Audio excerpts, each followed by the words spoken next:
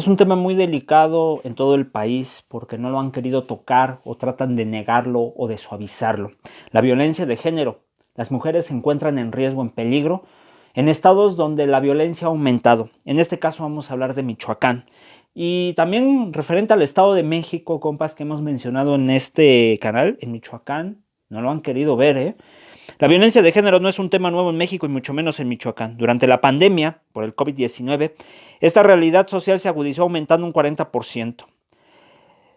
Emilia Lemus, estudiante de la Universidad de Vasco de Quiroga, colabora para La Voz de Michoacán.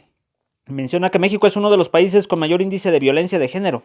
Estadísticas de la Comisión Económica para América Latina y el Caribe, la CEPAL, mencionan que el país se encuentra en el octavo lugar en feminicidios en América Latina. El estado de Michoacán se encuentra entre los 3 más violentos para las mujeres, según el Secretariado Ejecutivo del Sistema Nacional de Seguridad. Tan solo entre enero y octubre de este año se registraron 4.935 llamadas de emergencia por índices de violencia contra mujeres, 40 por abuso sexual, 40 por hostigamiento y acoso, así como 1.758 llamadas relacionadas a incidentes de violencia de pareja y 4.097 por incidentes de violencia familiar, como aquí indica este gráfico.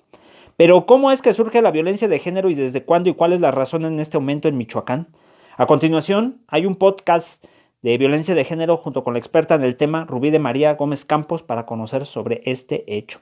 Aquí está en la página de La Voz de Michoacán, a ver si lo puedo compartir. Le voy a dejar abajo de este video, es a través de YouTube. La doctora en filosofía Rubí María Gómez Campos comenta que la violencia de género es un efecto de las relaciones de poder entre hombres y mujeres, relaciones que han sido desiguales. Es un fenómeno presente en toda la historia de la humanidad. Una de las razones de este aumento es que las mujeres han avanzado y conquistado derechos, y la ideología del machismo no se cambió cuando esto sucedía. Otra de las razones es la falta de reconocimiento de la dignidad humana de las mujeres. No solo hay una razón por la que se da la violencia de género, son muchos factores que contribuyen a ello. Y desgraciadamente hoy en día se manifiesta en la peor faz, que es el feminicidio. Una vez que se conoce la razón de esta violencia y desde cuando inició, tenemos que ser conscientes de que cada región se vive de manera diferente y las autoridades son las encargadas de brindar seguridad y de dar a conocer datos verídicos sobre estos hechos. La activista María Fernanda de la colectiva feminista Defensoras Digitales Michoacán comenta cuál cree que es la razón del aumento de violencia de género durante los últimos años y lo que el Estado debería de hacer para las cifras correctas. La activista comenta en estos videos que la violencia ha aumentado porque vivimos en un sistema machista y patriarcal, dentro del cual no se dan a conocer cifras fidedignas porque, aunque sean oficiales, no quiere decir que sean reales, y el Estado es el encargado de dar cifras reales. Necesitamos que haya empatía en la sociedad, que las personas que están en el poder ayuden a crear el cambio y que las mujeres sigan conquistando espacios donde se tomen decisiones que ayuden a solucionar el problema de violencia de género. Conociendo todo lo anterior, desgraciadamente hoy en día ninguna mujer está exenta de vivir violencia de género del tipo que sea, y tal es el caso de las siguientes michoacanas que con gran valentía contaron con su testimonio antes de estos actos. Los testimonios se decidieron dejar en el anonimato por petición de las entrevistadas. Y bueno, vamos a... Este es el primer testimonio. Cuando yo iba en prepa, mi novio me forzaba a hacer cosas que yo no quería. En muchas ocasiones terminaba llorando al final del día y me culpaba de lo que había sucedido. Él sabía cómo manipularme. Me sentía muy presionada por todo. Siempre era yo la que cedía, ya que si no lo hacía me dejaba de hablar y se desaparecía por días. Un día insistió que tuviéramos relaciones, le dije que no. Pero seguía presionando y me dijo que por lo menos me hacía un masaje. Le di el gusto y ahí comenzó todo.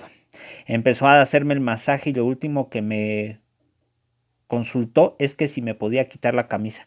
Dije, está bien, es por el masaje. De repente se empezó a sobrepasar. Se encontraba sobre mí y yo no podía moverme. Después sucedió, ahí está la palabra, no puedo mencionarlo. Los siguientes días me sentía muy mal y no sabía la razón. Nadie me había dicho que era posible que esto pudiera pasar. La verdad no lo conté en el momento porque tenía mucho miedo y estaba en shock.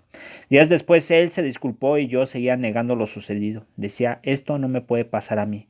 Así no suceden estos hechos. Nadie te dice que tu pareja también puede ser un violador. Decidí contarlo mucho tiempo después. Al terminar con él, regresó toda la fuerza a mí. Ya nadie me manipulaba. Y en marzo de este año, mi escuela, o sea, el año 2020, fue una de las que decidió poner tendederos. Este chico seguía yendo a visitar a la escuela. Yo me sentía muy incómoda al verlo y decidí contar lo que me sucedió. No quería que más chicas pasaran por lo mismo que yo. Eduquemos a no violar, no a cómo protegerse de una violación. Es bien importante, eduquemos a que ya no pase, no solo a protegerse de una violación, compas. En fin, vamos a seguir. Son testimonios desgarradores. Me encontraba en el propedéutico de la Facultad Popular de Bellas Artes y mi profesor de apreciación del arte hacía bastante incómoda la clase. Era pasivo-agresivo, solía insistir en muchas cosas. Su estrategia era hacer preguntas sobre obras y de repente hacía preguntas dirigidas a las mujeres de tipo de cómo les gustan los hombres o de qué es un macho. Agradezco que yo siempre intenté frenarlo, sin embargo sufrí mucho hostigamiento de su parte, no había día alguno que no estuviera contra mí. Recuerdo que en marzo, cuando se hicieron estos tendederos de protesta, su nombre se encontraba en todas las partes. A muchas chicas las había acosado y decidieron alzar la voz. Sin embargo, las autoridades no hicieron nada. Hubo una llamada de atención a los maestros, se encubren entre ellos y llevan años haciendo lo mismo. Las chicas las convencieron de no denunciar, o si lo hacían, les decían que fueran directamente a la Procuraduría, Pero esto te espanta, no es sencillo contar este tipo de situaciones, mucho menos si no cuentas con el apoyo. La doctora en filosofía Rubí de María Gómez Campos comenta que el problema del acoso se tiene que hablar como es. Es inadmisible que haya profesores universitarios que se atrevan a pedir sexo a los estudiantes y la autoridad desconoce su responsabilidad, solo inventa ideas que no responden al problema. Al hablar de estos hechos no es fácil, la gente tiende a revictimizar a la víctima y de ahí el miedo a contar las cosas. La sociedad ha enseñado a las mujeres que la culpa es suya y no de aquel que les hace daño. Sin embargo, hoy en día las mujeres están alzando la voz y tienen cero tolerancia ante estos actos. Las marchas feministas han sido de gran ayuda y la del 8 de marzo en el estado ha marcado la historia en Michoacán y ha ayudado a visibilizar con mayor fuerza el problema. María Fernanda, la activista feminista, menciona que las luchas sociales son muy importantes ya que ayudan a nombrar lo que en muchas ocasiones no se ve y no se quiere ver. Las mujeres tenemos que seguir conquistando espacios y tenemos todo el derecho a manifestarnos. La violencia de género no es un juego, es de otra pandemia que México y en este caso en específico el estado de Michoacán no ha querido ver. Es un problema social que tiene que erradicarse. Me encuentro alarmada por la situación que viven las mujeres hoy en día. Sin embargo, el hecho de que estén tan decididas a la defensa de sus derechos me da esperanza. Tenemos que hacer un cambio, tiene que llegar la solución. Mi admiración y reconocimiento a todas las jóvenes y mi dolor para todas las que no lo han logrado. Hay que tener fe y esperanza. Es un trabajo de largo plazo y difícil. Es un trabajo para todas y todos. El trabajo de las feministas no es un trabajo de y para las mujeres. Es un trabajo de mujeres para la humanidad. Y el día en que se entienda eso lo vamos a avanzar. Depende de nuestra capacidad e indignación, comenta la doctora Rubí. Las mujeres no pueden dejar de vivir su vida y tener miedo de que algo les suceda. El Estado, los ciudadanos y demás instituciones tienen que ayudar a erradicar el problema lo antes posible. Si nos tocan a una, respondemos todas. Vivir Quintana.